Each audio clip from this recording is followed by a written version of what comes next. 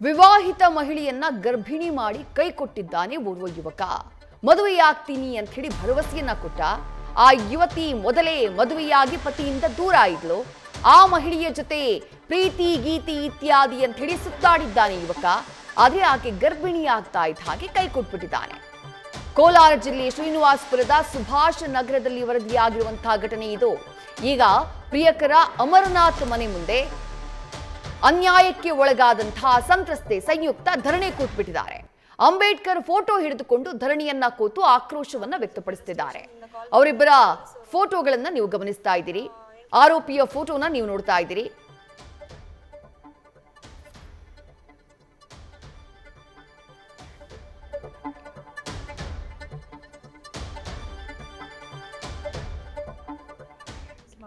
ಮತ್ತೆ ನನ್ನ ಕೈಲಿ ಆಗಿಲ್ಲ ಅಂತ ಹೇಳ್ಬಿಟ್ಟು ನಮ್ಮ ಮನೆಯಲ್ಲಿ ಹೇಳ್ಬಿಟ್ಟೆ. ನಾನು ಫಸ್ಟ್ ಹಸ್ಬೆಂಡ್ಗೆ ಅವ್ರಿಗೆಲ್ಲ ಗೊತ್ತಾದ್ಮೇಲೆ ನಾನು ಇವರಿಂದ ಪ್ರೆಗ್ನೆನ್ಸಿ ಅಂತ ಹೇಳ್ಬಿಟ್ಟು ಗೊತ್ತಾದ್ಮೇಲೆ ಪೊಲೀಸ್ ಕಂಪ್ಲೇಂಟ್ ಎಲ್ಲ ಕೊಟ್ಟಿದ್ವಿ.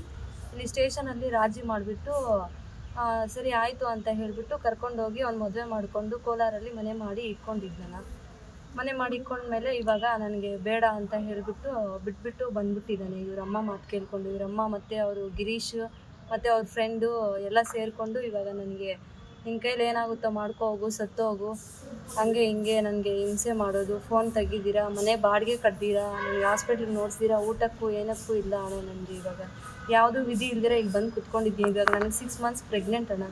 ಎಷ್ಟು ಕೇಳ್ಕೊಂಡ್ರೂ ಇವ್ರ ಮನೆಯವ್ರು ಬಂದು ರಿಕ್ವೆಸ್ಟ್ ಮಾಡಿಕೊಂಡು ಅವರೆಲ್ಲ ಕೆಟ್ಟದಾಗಿ ಯೂಸ್ ಮಾಡ್ತಾರೆ. ನಿನ್ನ ಕೈಯಲ್ಲಿ ಏನಾಗುತ್ತೋ ಮಾಡ್ಕೋ ಹೋಗು ಅಂತ ಹೇಳ್ತಾರೆ. ಅವನಿಗೆ ಮೆಸೇಜ್ ಮಾಡಿ ಕೇಳಿದರೆ ಬಾ ಈ ಥರ ಆಗೋಗಿದೆ, ನಂಗೆ ಹುಷಾರಿಲ್ಲ ಅಂತ ಕೇಳಿದರೆ ಎಷ್ಟೋ ಜನ ಸೂಳೆಗಳ ಹತ್ರ ಹೋಗ್ತೀನಿ.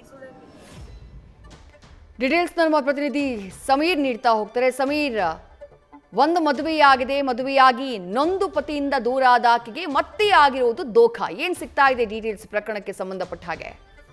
ಅದು ವಿದ್ಯಾಶ್ರೀ ಏನಂತ ಹೇಳಿದ್ರೆ, ಏನು ಕೋಲಾರದ ಶ್ರೀನಿವಾಸಪುರದ ಸಂಯುಕ್ತ ಇವರು ಮದುವೆಯಾಗಿ ಕಳೆದ ಒಂದು 4-5 ವರ್ಷಗಳಿಂದ ಬೆಂಗಳೂರಿನಲ್ಲಿ ತಮ್ಮ ಪತಿ ಹರೀಶ್ರೊಂದಿಗೆ ವಾಸ ಆಗಿರ್ತಾರೆ. ಈ ಸಂದರ್ಭದಲ್ಲಿ ಏನು ಕೋಲಾರ ಮೂಲದ ಅಮರನಾಥ್ ಇವನು ಈತ ಬೆಂಗಳೂರಿನಲ್ಲಿ ಸಂಯುಕ್ತಾಗೆ ಪರಿಚಯ ಆಗ್ತಾರೆ.